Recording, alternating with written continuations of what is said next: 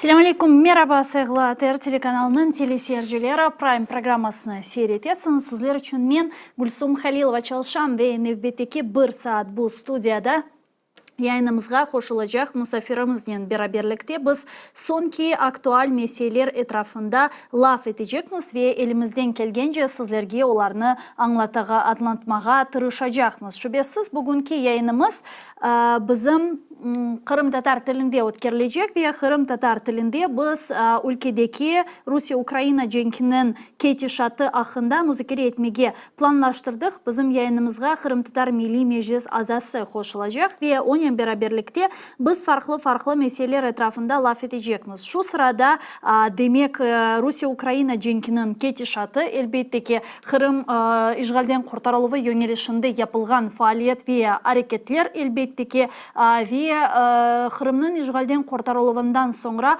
hangi bir reintegrasyon suallerinin көтерілмесі керек olğanını ve bu reintegrasyon sualler çerçevesinde Kırım Tatarlarının akıbeti neyden ibaret olacağı meselesinde laf edecekmiz. Saygılı dostlar ve bununla beraberlikte elbette ki bazı meraklı böyle haberler meydana geliyor. Bu haberler sırasında hem siyasi mabuslarımızın vaziyeti hem de böyle halkara bazı bir meseleler. Demek siyasi mabuslar meselesine gelecek olsak Tunev'in zaman informasyon programması çerçevesinde demek Sokur, işte Kör ve birinci grupa sakatlığı olgan Sizikov'nın Rus işgalcileri tarafından böyle kaçırılganına dair bilgiler alıngan edi. Malum olğanı üzere Sizikov'a karşı yapılgan böyle bir açılgan memuri dava neticesinde ona 17 yıl hapis cezası hükmü çıkartıldı ve Tunev'in Rus işgalci sözde hukuk korçalayıcı organları onun evine gelgeni vakit onu tutup belli olmagan böyle bir tarafga alıp kettiler. Bugün demek belli olğanına göre Kırımlı siyasi mabus Alexander Sizikov Bahçe Sarayı'nın vaxtınca hapishanesinde tutula eken degenimiz gibi Tunev'in birkaç gün evvelsi 14 sentyabr günü işgalci polis xadimleri onu evinden kaçırgan ediler. Bu haqda Kırım Birdemligi Teşkilatı aytdı ve şimdi Bahçe Saray vaxtınca izolatorunda bulunganına dair bilgiler de Kırım Birdemligi tarafından paylaşıldı saygılı arkadaşlar. Malum olğanı üzere keçenleri Moskova civarlarında yerleşken Vlasiha mahkemesi Alexander Sizikov'a 17 yıl hapis cezası hükmünü çıkardı ve bu hapis cezası böyle ağır şartlı hapishanede ötkerilmesine dair hükümler seslendirildi özüne ve bu hakikaten çok böyle zulüm dep aytmağa mümkün işgalciler tarafından. Çünkü Alexander Sizikov aslında çok hasta, hatta özü sokur birinci grupa sakatlığı olgan bir kişi, birçok hastalıkları olgan bir kişi ve bu hüküm seslendirilmeden evvel o böyle ev hapisinde bulunaydı. Ama şimdi ona 17 yıl hapis cezası bu böyle ölüm cezası gibi, çünkü bu kadar çok hastalıkları, bu kadar çok demek sakatlığı olgan insan için ağır şartlardaki hapishanede 17 yıl geçiriliyor. Bu hakikaten de saygılı dostlar böyle bir ölüm fermanıdır. Hakikaten de bu böyle ki bu gibi şeyler olmağını da aytmak yalan olur. Malum olğanı üzere birçok siyasi mabuslar Rus hapishanelerinde öldü. Bunlar sırasında hem Rusya vatandaşları da var elbette ki, hem böyle meşhur insanlar, siyasetçiler, hatta muhalefetçiler, işte Alexander Navalny'ni göz önünde bulunduracak olsak bu insanlar hapishanede öleler. Men artık siyasi mabuslar hakkında, yani eğer Rusya özünün meşhur insanlarına böyle davransa, siyasi mabuslarga nasıl davranganını sadece tahmin etmek mümkün. Tahmin etmekten de ziyade biz göremiz bularını ve bir Kırım Tatarı zaten artık hapishanede öldü. Sonra Ukrayna siyasi mabusları da vefat ettiler. Gerekli böyle tıbbi yardım verilmemesi sebebinden ve Rus hapishaneleri bu aslında hakikaten de böyle bir ölüm fermanları, 17 yıl bu bir ölüm fermanı gibi geliyor. Ve şimdi saygılı arkadaşlar, sonki vakitlara biz böyle güzel haberler alamız dep aytmağa mümkün. Çünkü siyasi mabuslarımız hapishaneden birer çıkarılmağa başladı. Ve sonki misal olarak böyle bir precedent, sonki böyle bir hadise bu Leniye Hanım Umerova'nın hapishaneden çıkması oldu ve bu haber bizlerini çok kuvandırdı. Malum olğan байкаганыбыздай бул сонки 2-3 ай черчевесинде Кырым татарларынын мешур саясатчысы, Кырым татар Милли Мejlis рейисинин биринчи муавини 17 yıl hapis жазасына махкум этилген Нариман Бей Желал да Украина ve Rusya arasında деңиштирүү черчевесинде азат oldu ve bu bizler için çok mühim bir haber edi. Şimdi Nariman Ağa Celal'nın böyle Milli Meclis çerçevesinde yapkan faaliyetlerinin esas dikkati, esas fokusu bu siyasi mahpuslarının hapishanelerden azat etülüvü yönelişindedir. Yani Nariman Ağa Celal o'zining zaten bir siyasi mahpus olarak o'ziga bu yönelişini seçti. Yani elbette farklı diğer yönelişlerde de faaliyetleri yapar o'zi ama siyasi mahpuslar meselesi onun işte tecrübesine tayanıp bu yöneliş onun için daha yakın olganından sebep Nariman Ağa Celal şimdi siyasi mahpuslar azat etilmesi çerçevesinde faaliyetler yapar ve bu hakikaten çok büyük bir şeydir. Çünkü Nariman Ağa Celal da o'zi da hapishanede bulunu, o'zi bunun ne olganını çok yaxşı bile, bunun nasıl bir şekilde azat etilif meselesi gerçekleşkenini çok yaxşı bilgen bir kişi ve bunu tecrübe etken bir kişi olarak elbette ki siyasi mahpuslar yönelişinden onun işte uğraşması benim fikrimce diğer siyasi mahpuslarının azat etilüvü için faydalı olacaktır. Bu nasıl yollarla yapılabilir? Elbette ki birinciden bu informasyon yollar. İnformasyon seviyede siyasi mahpuslarının adlarının ve soyadlarının daima seslendirilüvü çok mühim bir noktadır.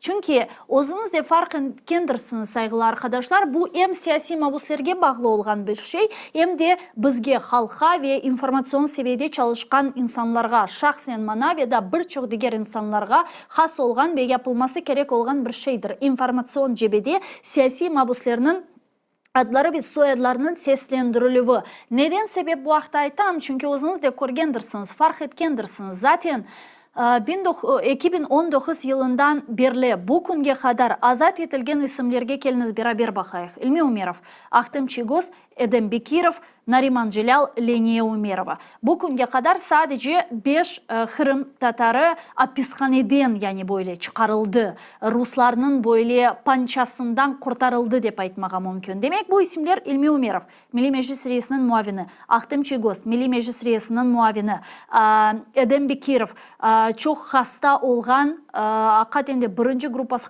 sakatlığı olgan, çok fazla hastalıkları olgan, hatta işte ayağı olmagan ve hakikaten de çok zor bir hapishane şartlarında çok ağır vaziyetke kalgan bir siyasi mahpus Nariman Celal Milli Meclis reisinin birinci muavini, Leniye Umerova tek şpiyonizmde Lefortovo hapishanede tutulgan siyasi mahpus Kırım Tatar kızı. Çünkü bu kunga kadar kızlarga karşı ancak böyle ya memuri davalar açılaydı ya böyle İşte para cezaları veriliydi veylahri ama böyle büyük bir davada yani casusluk maddesi boyunca yekene tutulgan Kırım Tatar kızı Leniye Umerova'ydı ve bu da aynı sebepten böyle bir rezonansının meydanga gelmesine sebepçi oldu.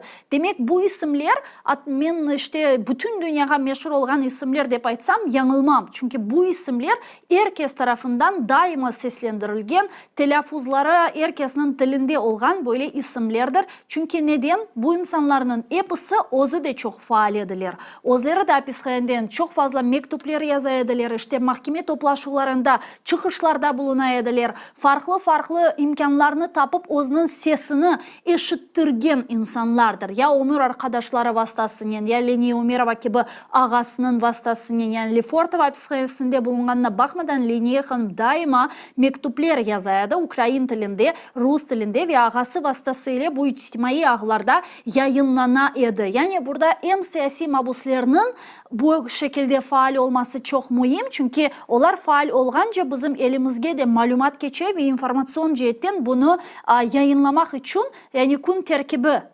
çıka. Yani bu kun terkibini bizler tizemiz ve bu kun gibi yayınlanan haberler çerçevesinde tızılı. Yani diyelim ki bir siyasi mahpus mektup yazdı. Biz bu mektupnu hemen haber veremiz. Ama siyasi mahpus misal olarak Mektup yazmasa haber de yok. Elbette ki biz elimizden geldiğince seslerini, adlarını seslendiremiz ve ilahri ama bu siyasi mabuslar da bu madadan, informasyon madadan bizlerge yardımcı olalar bu haberlerini bu şekilde yayınlamak için. Ben bunu ne için aytam?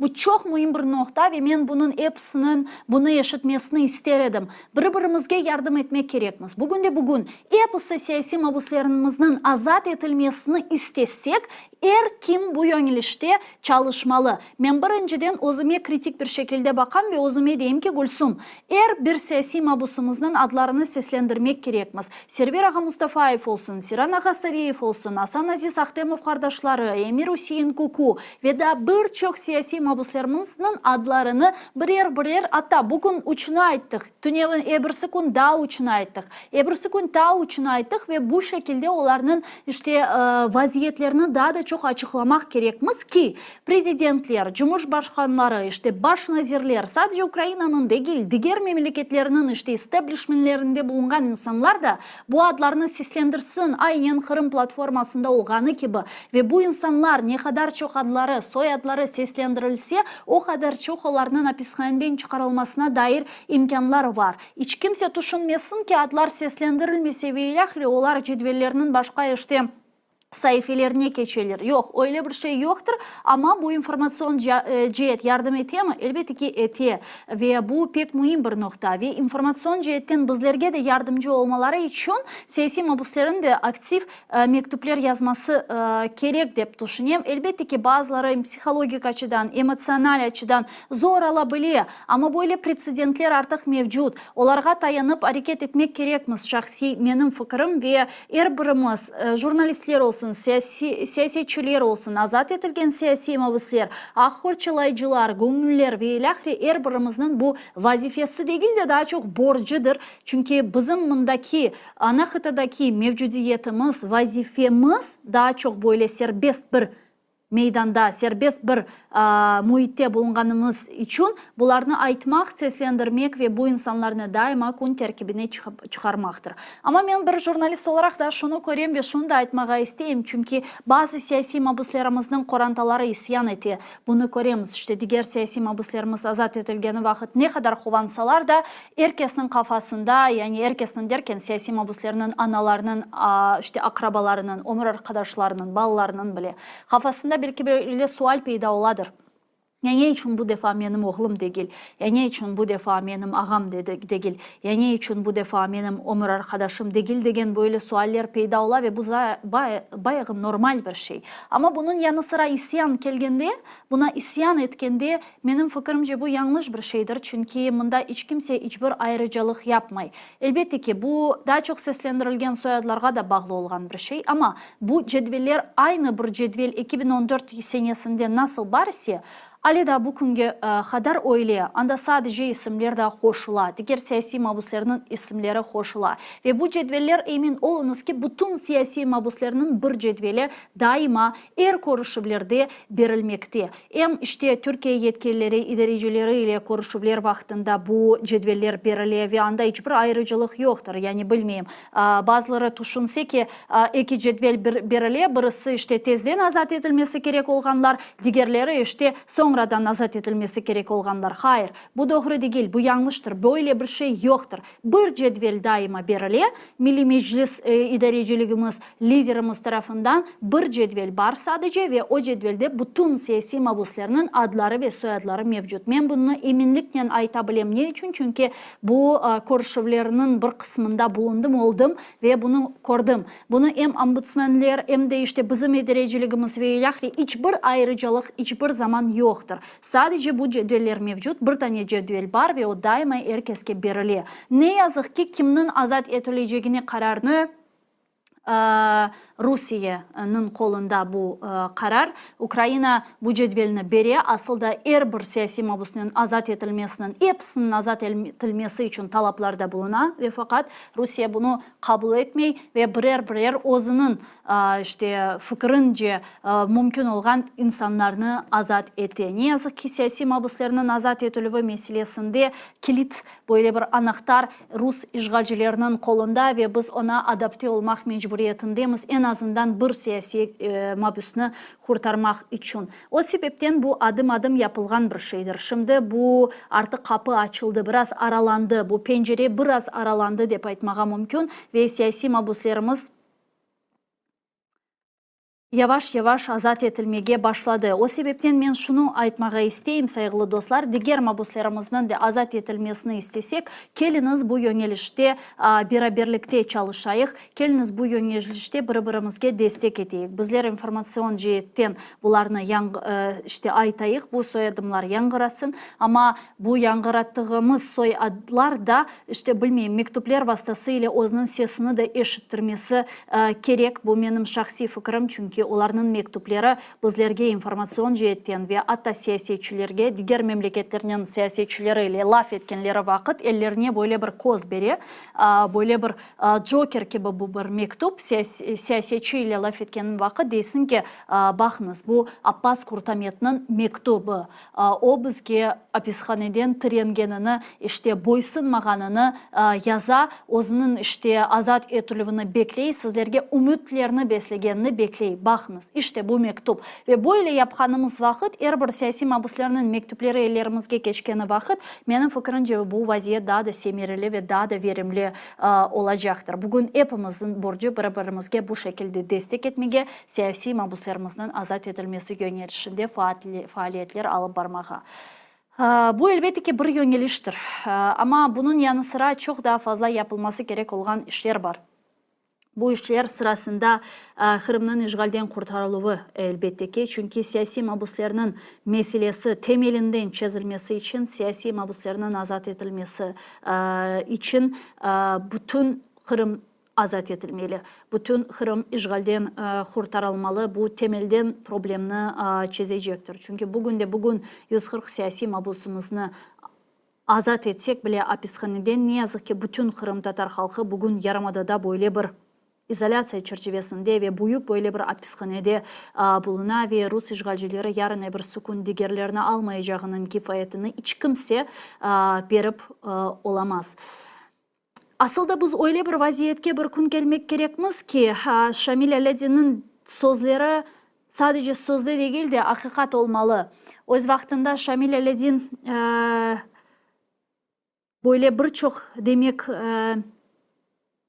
kitaplar, mektuplar, makaleler yazganı vakit bizim işte geleceğimizni kaygırgan böyle erbaplarımızdan biridir ve hakikaten onun bizlerge de ayrıca bırakan mirasları çok önemlidir. Ya da misal olarak Osman Akçokraklı, onun da degeni birkaç sözlerini biz hayatqa ömürge geçirmek gerekmiz. O vaktinde Osman Akçokraklı şöyle bir şey demiş idi. Degenine göre Kırım Tatarları Kırım Yarımadası'nda hiç kimsege İran gibi bir hegemoniya tizmege izin vermeyeceğini artık herkes bilmeli degen böyle bir cümle kurgan edi Osman Akçokraklı ve men umut etim ki bir gün gelir hakikaten de Kırım Tatarlar tuğlu ağzının bunu daha bir kere tekrarlap olurlar ve hakikaten de Kırım Yarımadası'nda artık hiç kimsege İran gibi bir hegemoniya tizmege izin vermeyeceklerdir ve izin vermeyeceklerini herkesin bilmesini gerçekleştireceklerdir. Yani bunun bilmesini, herkesin bunu kabul etmesini, anlamasını sağlayacaklardır. Yani bunu gerçekleştireceklerdir Kırım Tatarlar ve özünün aklarını Yarımada'da gayrıdan tıklayacaklardır ve herkes özünün haddini de aynı zamanda bilecek. Aynı zamanda bu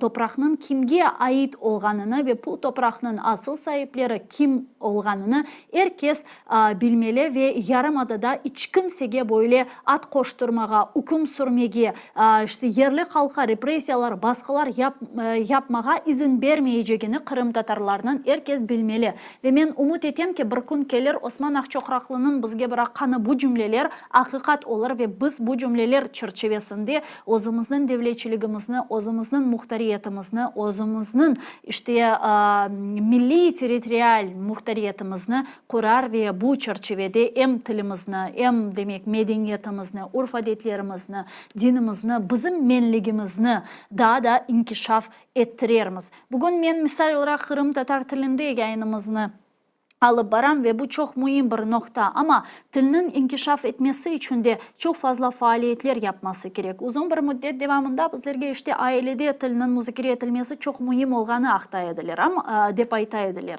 Elbette ki bu doğru ama bunu ne için bizlerge ayta edilir? Çünkü biz işte işgal topraklarda sürgün topraklarda bizim ana babalarımız doğanları vakit sadece demek mektepler anda Kırım Tatar mektepleri yok idi sürgün topraklarında. İşte Kırım Tatar dilinde laf etmek için derslikler, kitaplar ve ilahri yok idi sürgün topraklarında ve tilinin saklanılması için o topraklarda ve Kırım'a kaytarılması için tek bir yol var idi.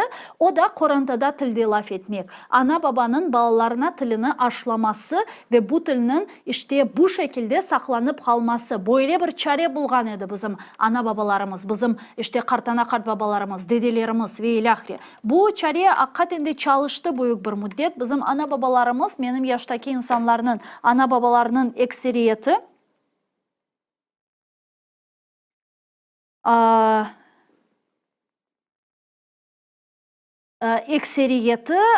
işte ana tilde laf edilir ve bu hakikaten çok mühim bir nokta idi. Böylece işte men olsun, benim yaşımda olganlar olsun,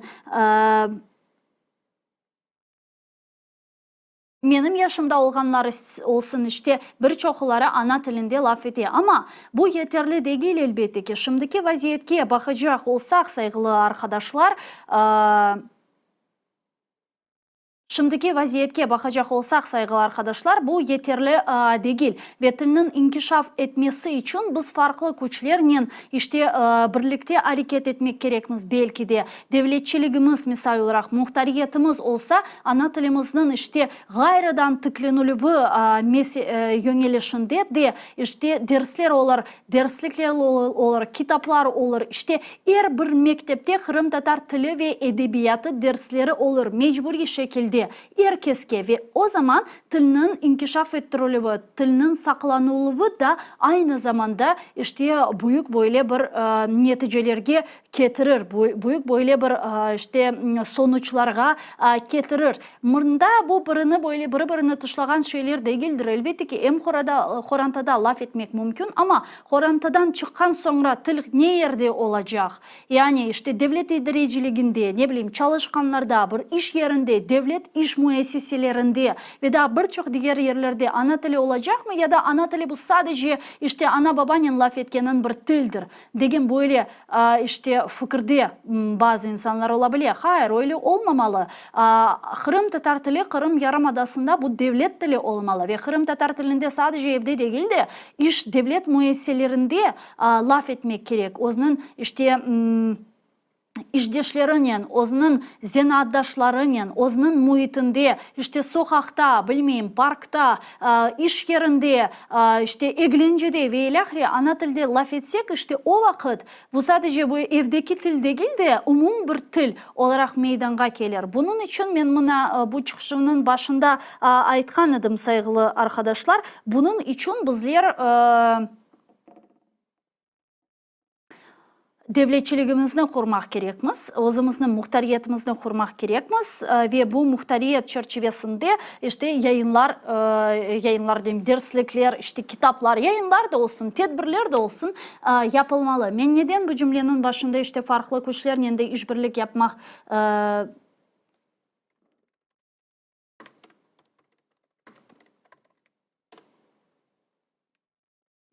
gerekmiz dep aytkan edim. Çünkü şimdi biliyorsunuz Türk devletleri böyle umum bir elifbe kabul ettiler. Bu umum demek elifbe 34 harften ibaret olgan bir elifbedir. Ve Türk böyle devletleri, Türk memleketleri, Türk ülkeleri bu elifbe çerçevesinde bir böyle herkesin anlayacağı Latin urufatında yazılgan işte elifbeni meydana getirdi. Bu hakikaten de çok ama çok mühim bir hadisedir. Çünkü malum olganınız üzere işte Türk devletleri şular sırasında Türkiye, Azerbaycan, Kazakistan, işte Kırgızistan, Türkmenistan, Özbekistan ve ilahri onlar büyük bir müddet devamında Rusya'nın işte tesiri altında kalgan edileri ve bu memleketler hususan Birleşken bu Sovyet Cumhuriyetleri çerçevesinde bulungan ülkeler olarak Rusya'nın ve Sovyetlerinin böyle bir baskısı altında kalgan edi ve onlarını da bu memleketlerini de bir vakitleri Kırım Tatarlarını mecbur etkenleri gibi Kiril urufatına geçmeye mecbur ettiler ve böylece demek özünün ana tilinden vazgeçmeye onlarını zorladılar. Böylece asimilyasiya çerçevesine sürüklediler bu halklarını ve bizler de onlarla beraberlikte edik. Ama şimdi bu memleketler özünlerinin böyle bağımsızlıklarını, özünün istiklalini ilan etkeninden sonra daha çok özlerinin menligini, özlerinin özgünlüğünü, özlerinin şahsiligini haytalar ve Türk devletleri birbiriyle böyle birleşip umum bir elifbe tezeler ve biz de bir Kırım Tatarlar olarak bugün dilde işte fikirde birlik sloganını meydanga getirgen İsmail Bey Gasprinski'nin evlatları olarak bu gibi kütlevi bir proseslerinin çetinde kalamız gibi görünüyor. Ve benim fikrimce biz bu meselelerde bile çette kalmamalımız. Biz de bunda bir Kırım Tatar halkı olarak elbette ki Ukrayna çerçevesinde iştirak etmeliyiz. Çünkü bu da bizim bir özgünlüğümüzdür. Bu da bizim bir menligimizdir. Benim eci sazamız Reviza Ağa Şevkiyev bizim yayınımızga koşular rejissörlerimizden degenine göre. Kelini sonu selamlayıq. Reviza Ağa, selamun aleyküm, hayırlı akşamlar. Aleykümselam. Kulak bilmem ne için öyle olur. Bilmeyeyim, belki bir problem vardır. Şimdi işitesiz beni? İşiterim. Sağ olunuz yayınımızga koşulganınız için Rizaga. Bugün işte farklı meselelerini laf etmeye planlaştırdık. Men şimdi bilesiz nasıl mesele hakkında aytaydım. Kırım Tatar tili meselesi hakkında laf eteydim. Özüm işte sizni bekler ekende. Ve böyle bir sual bilesiz peyda ola. Bizler daim aytamız da işte Kırım Tatar tili Xorantada olmalı. Xorantadan başlayıverilahri. Ama nasıl düşünüyorsunuz? Hakikaten de Xoranta mı mühim tilinin inkişaf etmesi için ya da daha çok devletçiliğimiz, muhtariyetimizin tizilmesi mühim tilinin saklanılması ve inkişaf etmesi için? Sizce bu iki proses aynı şekilde mi ketmeli ya da Xoranta daha mühim sizin fikrinizce? Evet, Çin meselesi birinci Xoranta'dan başlamak gerek. O birinci yerde tura. Eğer Xoranta'da ana dilinde konuşmasalar, bağlarını yaşlıktan ana dilinde öğretmeseler, o bağlarga çok ağır olur sonuna dilini öğrenmeye. Ondan da başka böyle zamanlarda rast geldik. Bizim mekteplerimiz istediğimiz gibi kurulmadı. Biz o işi başlaganıydık Ukrayna içinde. Ama son 14 seneden başla bu işgalcılar Kırım'a girgen son bu işler toxtalgan gibi oldu. Evet, bir iki sınıflar kaldırgan gibi oldular. Bir iki milli mektep gibi adını koyarlar ama anda tek hocalar, normal hocalar olgan soyları tırışalar ballarga til öğretmeye. Ama da eğer de hükümet taraftan hükümet degende ben her zaman Ukrayna'ya bakam. Çünkü halkımız işgalcılığa razılık bildirmey. Hem işgalcılar bir zaman istekleri bizim halkımızın koterilgeni, bizim halkımızın tilin, medeniyetin saklamakını istemegenlerin indi belli oldu. Onun için o hükümet, işgalcılar hükümeti bizim milli tilimizge her zaman tek zarar getirecek.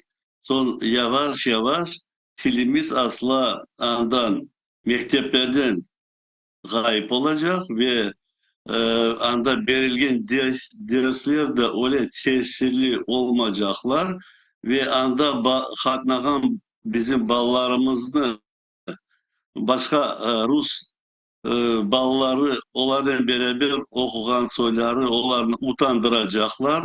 Onlara çeşit laflar aytacaktırlar. Bu ballar son bu sınıflarda, okullara bağırmakaydı.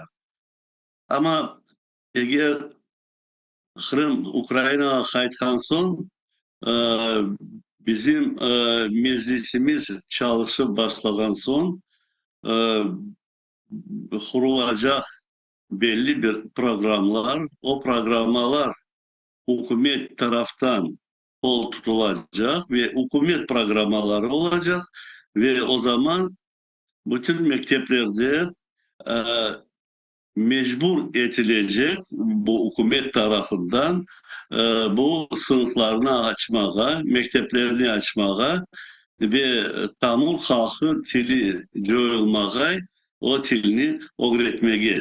Bizim tilimiz kurtarılacak tek Ukrayna hükümeti içinde. Rusya hükümeti içinde ne tatlı laflar açsalar bile ne kadar bile bizim mesela bugünkü bakamız zarar vermeyler galiba öyle duyuşuma e, konsertler geçirmeye tiyatro çalışa ne kadar onu göstermek için birkaç neler yaptırmasalar bile ama trendin til bağlılıktan başlayıp coyulacak. Şimdi bugün de mesela türkücüler, yırlacılar, artistler, onlar evvelden ana tilini öğrenip gelgen halkımızdır. Onun için onların çareleri var ana tilini alıp barmağa ve konuşmağa, böyle programlar yapmağa. Geleceğimiz yoktur. Ben ne için öyle aytsam? Ben çok ballarımız, soylarımız, e, torunlarımız Kırım'da mekteplerge katnaylar. Onlardan bakıp men anlayayım, men bilgen ballarım çeşit korantaların ballarına bakanda mektepte katnaganlar asla ana tilin öğrenmek için bir iş albarılmay. Kaysı bir yerde bir iki tırışmalar var ama evge kaytkan son, sorastırgan son, olar selam aleykümden başka bir sözler aytıp olmayla. Onun için bu anda yapılan programlar zayıftır. Zayıflığı da çünkü Rusya hükümeti bizim halkımızın tili saklanğay ve devam etkenini istemegeni için. Ana oraya yavaş yavaş çeşit e, yavaşlıkla aytem da o birden olar sakınalar dünyadan ben öyle düşünüyorum.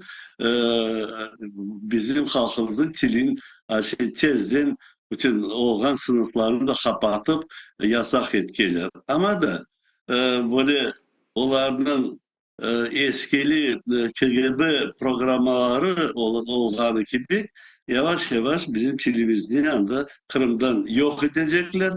Bizim Kırım Tatar adımızdan çıkaracaklar ve anda olan Kırım Tatarlar mecbur olacaklar, onların öğretecekler aytmağa ya da Tatarin sözü ya da Ruski Tatarin ya da Müslümanın. Bana öyle bir niye rast geldi bir mesele e, konuşken böyle bir mesele avtobüsçe konuşkenler Hı hı.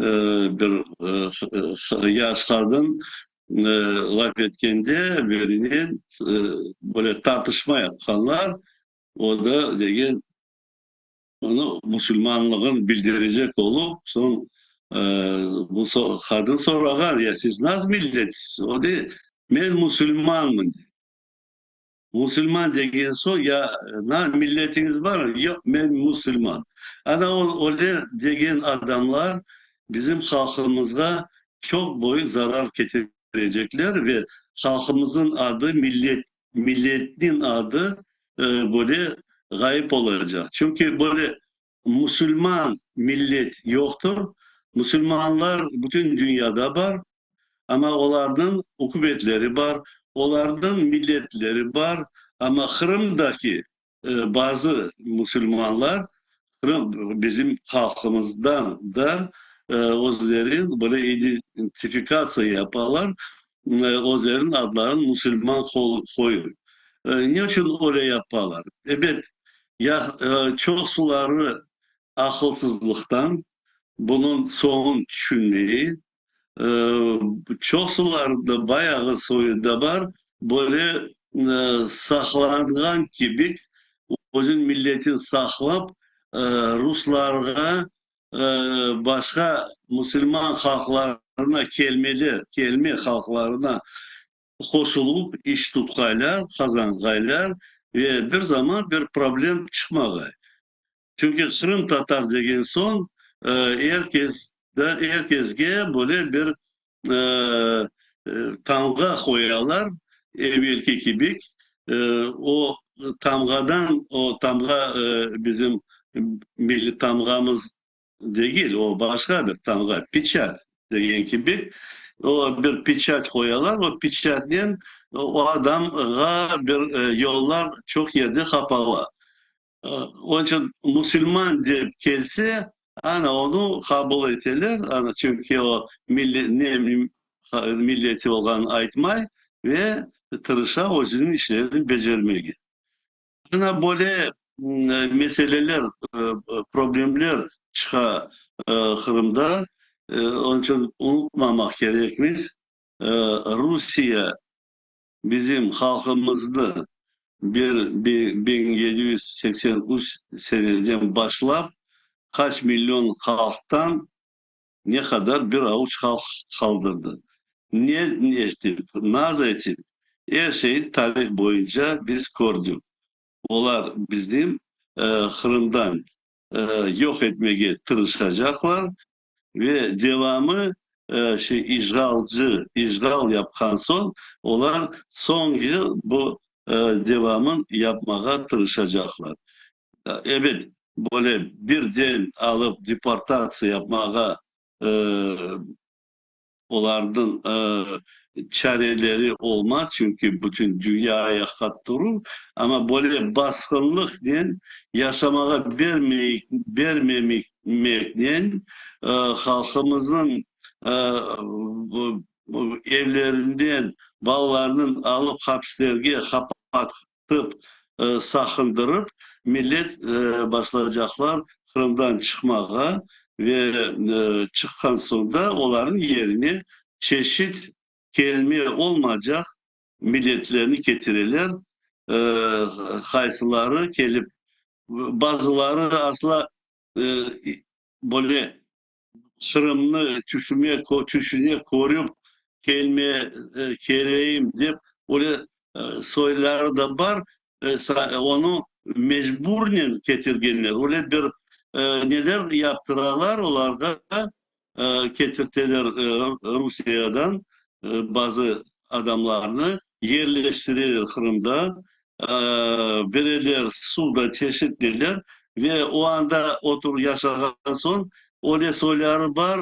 Hep beğenmeyecek olan Kırımlı hep o yüzden çıkan yerini kaytmaya böyle isteği var. Hı Öyle hı. soyları da var ama bek az. Çok suda kelimeler böyle o sarança gibi geldiler. Hazır topraklar, hazır evler, krediler, aylıklar, işler onlara verip onlarını hükümet bakıp her tarafın bakıp yerleştirip topraklar verir. Son onlar devam edecekler. Bizim halkımızı bastırıp evet bastıran son o birinci yerde de tilimiz. Hı hı. Dilimiz, ondan sonra medeniyetimiz onlar birbirine bağlıdır. Ana ondan son bizim adımız Kırım Tatar adımız yok etmeye ve sama-identifikasiya degen bir söz var. Bizim yaşlar özlerin aytip olmayacaklar kim olganların ya da bilmeyecekler ya da çeşit milletlerin adlarını alıp özlerine koyacaklar. Onun için bir haflı aldığımız bizim milletimizin tili kaldı bu günlerde. Bu hakatinde aytkanlarınız doğru. Men de aslında Yarımada'da yaşıttım. Bir balaga sorgan ekenler sen milletçi kimsin dep. O da ya Ruski Tatarin degen böyle cevap bergen ve men de bunu eşitip pek böyle açılandım da değil de yani çok üzüldüm. Yani böyle biraz keyfim bile bozuldu. Çünkü yani bu 6-5 yaşındaki bala işte bala bakçasına bargan küçük bir bala birinci sınıfka artık barmağa hazırlangan bir bala ve onun kafasına artık bir yerden kelgen bu cümle. Artık birisi bir yerde ayttı mı bala akılında tuttu bunu seslendirdi ama bu doğru aytasınız. Çok tehlikeli bir nokta ama sizin fikrinizce misal Kırım işgalden kurtarılganından sonra vaziyet denişecek mi? Yani sizin fikrinizce Ukrayna bu yönelişte artık bugün hareketler yapar mı ve misal Kırım işgalden kurtarılığından sonra tilinin saklanılması için şahsen siz nasıl tekliflerde bulunur ediniz? Ne yapmak gerek? Ukrayna devleti. Bugün bakanda Ukrayna o tarafa til taraftan yapan hareketleri benim bilgenimce azlık etti. Bir taraftan da düşüneyim da nasıl bunu yapsınlar. Mesela ne yapsınlar? Kitap çıkarsınlar. O kitaplarla Kırım'a yol açmazlar. Nasıl bunu tek hazırlık yapmak gerek. Bizler Kırım'a kaytkan son çeşit programlar, hazır programlar bunda bugün cenk etkende onu hazırlamak gerekler ve kaytkanımız değil o programlar hepsi çalışkanlar. Ama da bir program çalışmaz gereği kadar eğer bizim halkımızda Milli Avtonomiya Respublikası verilmesi. Eğer o respublika verilmesi Ukrayna gelgende son biz yana bir ağır alda kalacağız. Mutlaka Rusya gibi değil olsa da yana da ağırlıkta kalacağımız til taraftan, öğrenmek taraftan onu çok ağır olacak bizim kureşimiz. Evet kureşli halkımız bir zaman toktatmaz ve kureşecek. Milli hareketimiz bir zaman olmaz ve halk için ayakta durup kureşecekler. Bizim milli hareketke farkı yok. Rusya mı, Ukrayna mı, Almanya mı, kim olsa da eğer bizim halkımızda yol açmasalar, eğer bizim halkımızı horçalap, tilin, medeniyetin, geleceğin bakmasalar, biz o sistemden, o rejimden kuruşacak mıyız? Milli hareket bir zaman tınmaz. Onun için bugün ben pek umut ederim. Ukrayna'da sağlam güçler, terenden düşünceler de bizge birinci bu avtonomiya, milli avtonomiyanın kanununu çıkarmak gerekler ve konstitüsyaya değişmeler girgizmek gerekler. Onun çareleri var. Cenk etse bile o kanunlarını hazırlamak gerek. Radada deputatlar çalışsalar, aylık alalar, herkes anda bakanlıklar çalışsa, adamlar çalışsa, hükümet olarak para aylık verir ya işleri çeşit işler yapar ama bizim milletimiz için, halkımız için bu avtonomiya taraftan işleri bek ağır getir.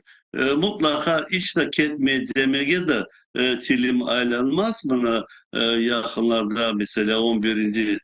Çisloda bu Kiev'de, Abi'de açıldı. Memorial bizim deportasyamızga Hı hı. sağ olsunlar prezident, hükümet ona kol tuttular. O boyut bir projedir. Ama onun bizim halkımızga her şey yeterlik olmaz. Keçkin, keçkin tarihimiz bizim hep bütünü koz yaşlıdır. Bir bu Yekaterina'dan başlayıp bugün geri keçken tarihimiz koz yaşlı. Bizim halkımız her zaman tek kıynalmak, kıynalmak, kıynalmak böyle alga kalaydı. Onun için abide açıp bizim koz yaşımızı daha da göstermeye o gösterildi.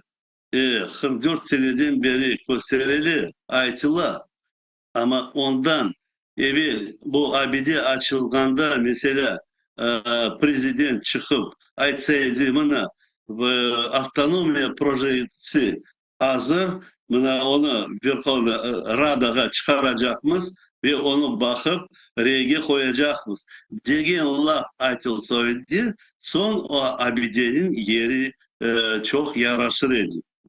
Ama öyle açılmadan son bu aytan da sürtünmegen göz yaş yana kaldı artık.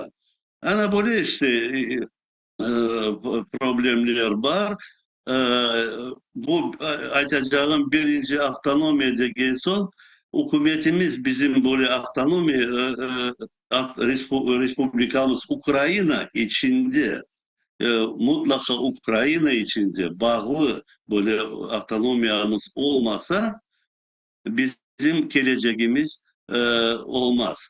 Çünkü başka bir struktura koyulsa mesela bazı şovinistler var mı da oblast olsun derler.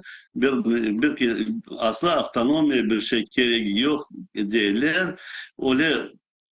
Öyle ki bakışlayan bizim halkımızı yana bu yok etme, yetilmek yoluna koyacaklar. O zaman yanarken milli hareketimiz ona dayanmaz, milli hareketimiz ayakta duracaktır. Bütün dünya, Avrupa Birliği ve OBS, OON kanunlarına bakanda bizim tamur halkımızı forçalamaya çeşit kanunlar çıktılar. Çeşit yollar var bizlerge böyle yollar açmaya, til medeniyetin ve halkımızın geleceğin, o seveceğin yapmaya çareler var. Yani tek bugün mesela Ukrayna hükümetinin koluna, prezidentin koluna, onun için prezident yana da başka bir keskin prezidentlerge bakanda bayağı yardım çok iş bizim halkımız için yaptı, becerdi ama şimdi gerek çalışmaya avtonomiya için. Bana mesela siz aytıp geçtiniz biz bugün platformanı da laf edecek idik. Platformanın lafın ben seyredim bu platformada Kırım platforması da bizim milletimize geleceği koyulaydı ve bizim halkımızı eğer Kırım'ı boşaltmasalar tamur halk yok edeceğin böyle neden çıkışlar başlamak gerekirdi ve onun bayağı bir parçası bizim millet için böyle laflar ettirmek gerekirdi. Ve meclis reisi Rifat Çubarov sağ olsun onun çıkışına aitti bizim halkımızı kurtaracak Milli Avtonom Respublikası aitti. O dönemde bu laflar bitti. Başka bir taraftan bu laf götürülmedi. Ne Ukrayna taraftan, ne bizim taraftan, ne de gelgen misafirler taraftan. Bilesiniz mi? Bu politik taraftan halkımız için. Evet Kırım Tatar adımız çıktı ama da milli Respublika Ukrayna'da avtonomiya kurması için lafı o kadarlık asla olmadı. Ben onun için isterim bu platformalarda devamı olacak. Gelecek platformalarda mutlaka bu sualge hazırlık tutmak gerek de ve o platformanın yarısına belki yarısı olmasa da dörtten bir payı bizim Kırım milli avtonomiyası Ukrayna'da kurulması için böyle müzakere etmek gerek de ve bütün çıkışlar olmak gerek, fikirler dinlenmek gerek. Tek Kırım Tatar meclis tarafından değil, Ukrayna liderlerinden başlayıp ve Avrupa liderleri fikirlerini dinlemek gerekmiş. Niye onlar aytırlar? Bu zamanı çünkü Deklarasya Prav Korенных Народов biz onu çıkarmadık. Bizim çaremiz yok idi onu çıkarmaya. Biz çette kaldık ama deklarasya çıktı. Dünya ona kol tuttu. Eğer dünya kol tutkan son onun devamını etmek gerekli. Onun için bu platformada evvelden gelecek misafirlerine bu program verilse de o düşüncenizi aytın. Nasıl etip Kırım'da Kırım Tatar milli avtonomiyası kurmaya Ukrayna'ya bağlı olup Ukrayna'nın anayasasına bağlı olan böyle respublika kurmalı. Niye aytırlar? Onlardan dinlemek gerek, bir diskusya olmak gerek, bir tartışmalar olmak gerek. Ama bizler aytılgan bir iki laflar olar çette kala ama efirlerde çıkan çeşit svitanlar mesela her zaman Kırım'da oblast olacak. Kırım Tatarlarının değil, Greçiski diye çeşit laflar aytıp bütün Ukrayna halkının fikrini bozalar.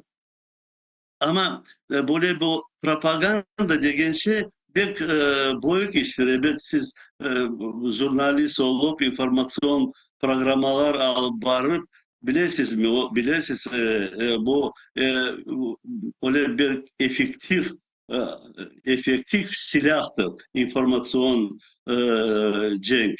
Onun için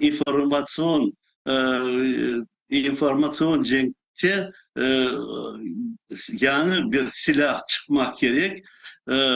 Avrupa, Amerika hükümet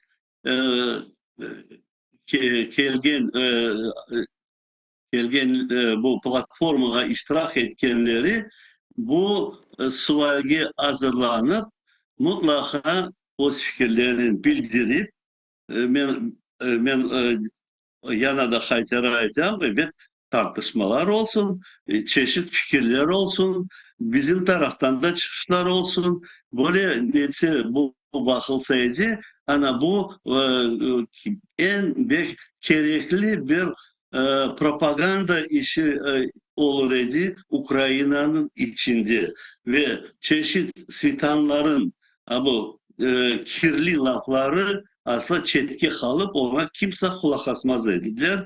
Çünkü Avrupa, Amerika hükümetlerinin boyutları bu lafın aytıp başlasalar halk, Ukrayna halkı bu projelerge, bu avtonomiyaya kol tutacaklar ve yukarı Şura Rada bu kanunu mutlaka kabul eder deb umut ettim. Yani umut etemiz ki hakikaten bu mühim ama misal olarak Kırım platforması hakkında laf etkenimiz vakit. Meni bilesiz daha çok ne meraklandırdı. Siz de anda bulungan ediniz işte birçok çıkışlarını ve ilahri dinlediniz. Yani sizin fikrinizce artık Kırım platformasına koşulgan bu memleketler, bu ülkeler, bu memleketlerin liderleri ve ilahri Kırım'ın işgalden kurtarılacağını artık işanalar mı? Çünkü ilk senelere böyle Kırım böyle bir kırmızı çizgi olarak kabul ediliydi. Hususan Garbi memleketlerinin liderleri tarafından Kırım'a işte kirseniz Rusya çok daha işte fenalaşır, işte sizlerge daha çok saldırır, daha çok hücum eter dep eyleği. Ama şimdi artık 4. summit ötkerildi. Sizin fikrinizce bir değişmeler var mı pozitsiyalarda, hususan büyük cenk başlaganından sonra? Kırım platformasının bu 4. platforma toplaşığı geçti. Onun birinci kerek olanı Kırım probleması medyadan çetki kalmadı ve bütün dünya Kırım'ın lafını etip herkes Kırım mutlaka Ukrayna'ya kaytacak deyip böyle pozisyaya çıktılar. Çıkarlar her zaman. Ana bu Kırım platformanın birinci fayda getirgeni budur ben belirlesem. Bu informasiyadan çetki kalmay. Bütün dünya onu hayta hatırlay. Buna 4. sesiyada da. Onun için bu taraftan pek faydalıdır. Başka taraflardan evet isterdim ki bu Kırım platformasına gelgen hükümetler evvelden hazırlanıp çıkışlar yapkanda aytkayla. Mesela ben böyle kolaylıktır mesela aytayım. Mesela kaysı bir hükümet çıkayta bizim hükümetimiz karar çıkardı Kırım'ı boşaltmak için 1000 raketa verecekmiz. Biri çıkayta biz 100 tank verecekmiz. Biri çıkayta biz 100 tane F-16 verecekmiz. Buna böyle laflar çıkıp aytılsaydı bu platformada mutlaka Kırım'ı kurtarmak için, kaytarmak için böyle kılar, koyma böyle laflar çıksaydı o anda ben ona evet belki isterdim.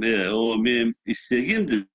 Ama onun da geleceğine büyük fayda olur idi bu platformada. Evet aytıldı. Para meselesi aytıldı. Ne kadar çalışkanları ve bana Baltika hükümetlerin beğendim. Konkret neler ayttılar. Çalışmaların ayttılar. Paraların vereceklerini ayttılar.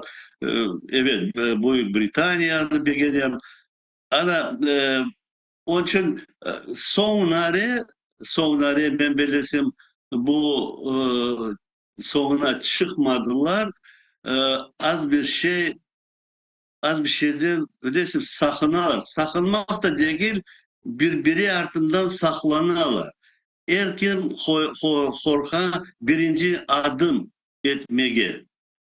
Mesela ben bir adım yapmaktan evvel chatlerini ardına baka düşünüyor. Ya o hükümetler ne yapacaklar? Onlar böyle adım yapacaklar mı? Yapmayacaklar. Mesela Litva göstergeniydi.